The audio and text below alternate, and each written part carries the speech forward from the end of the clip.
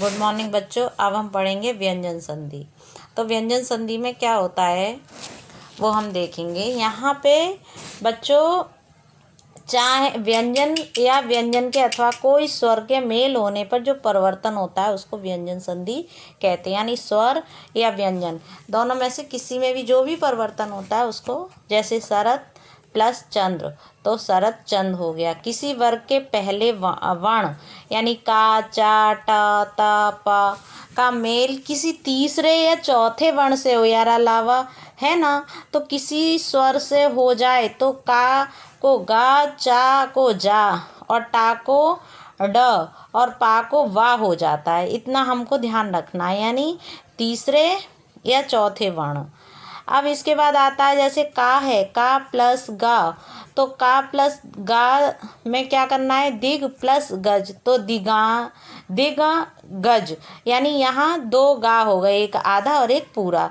E plus का plus ई तो जैसे बागीश हो गया, यहाँ पे आन जत हो गया और षड्यंत्र हो गया है। तो यहाँ पे दो शब्द, दो व्यंजन बन जाते हैं यदि किसी वर्ग के पहले वर्ण का, चा, टा, ता, पा का मेल ना या मा वर्ण से हो तो उसके स्थान पर क्या आ जाता है बच्चों, पांचवा वर्ण आ जाता है।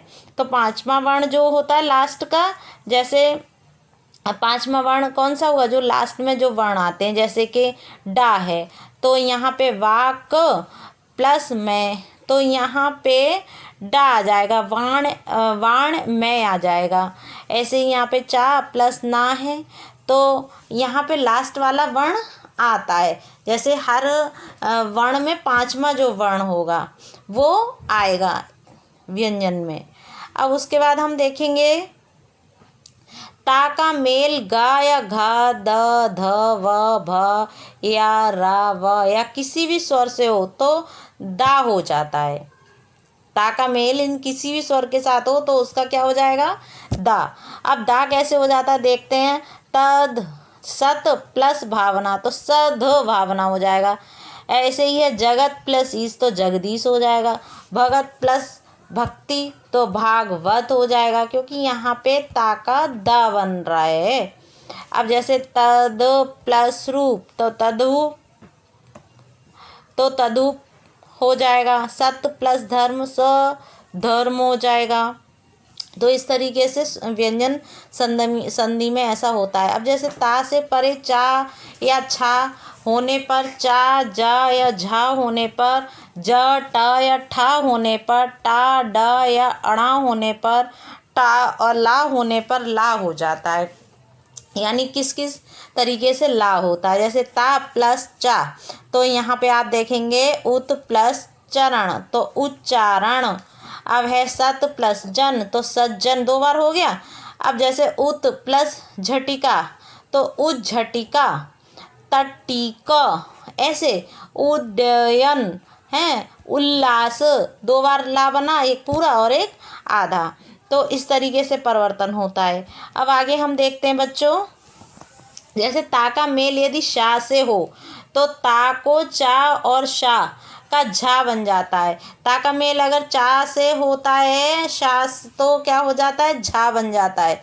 अब कैसे बनता है, जैसे कि हम देखेंगे उत प्लस श्वास तो उच्छ्वास है ना, उत प्लस शिष्ट तो उच्छिष्ट है ना, असत प्लस शस्त्र तो सच्छत्र।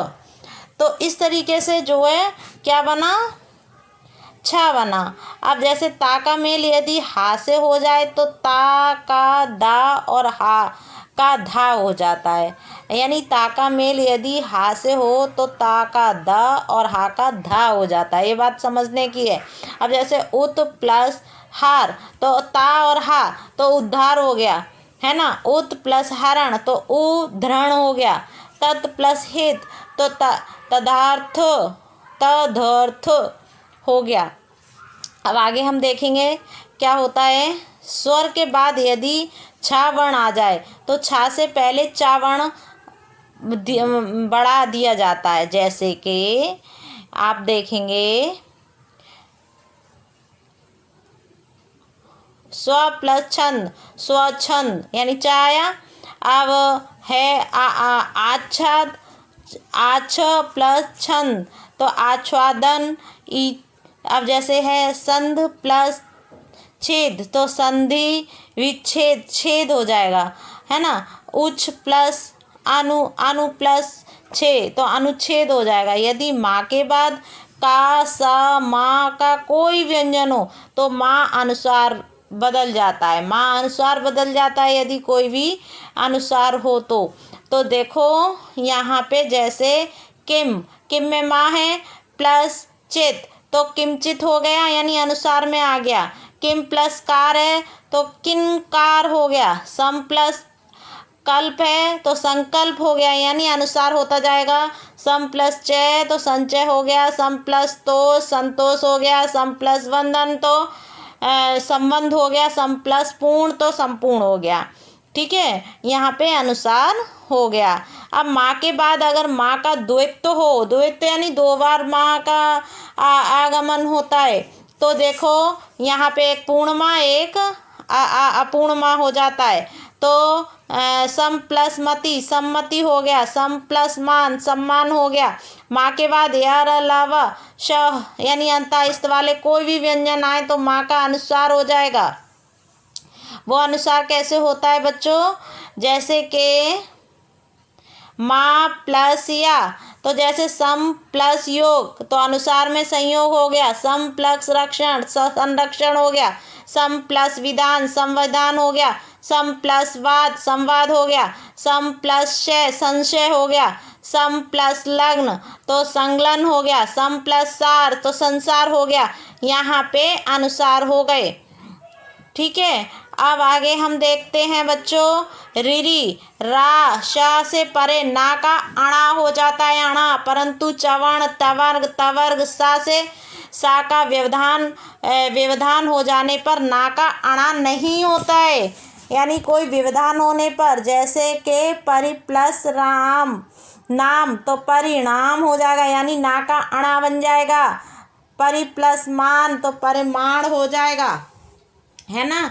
सा से पहले आ या बड़ा आ से भिन्न कोई स्वर आ जाए तो सा का श हो जाता है।